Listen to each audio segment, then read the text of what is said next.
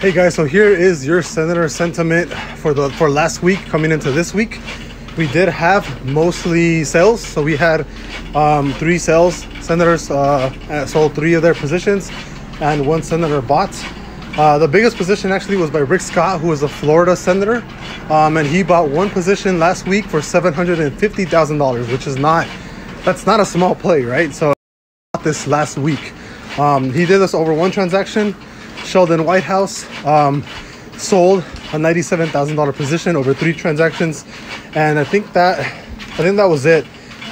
They don't show the ticker for Rick Scott, but they do show the tickers that were sold from Sheldon Whitehouse. He sold TT and CB.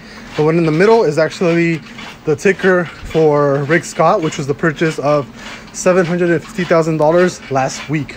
So, I mean, I don't know who Rick Scott is. He is the senator from Florida, but your sentiment, at least from him, is that, he thinks market is completely fine if he's comfortable with putting in a $750,000 position on, in 1 transaction, which is pretty nuts.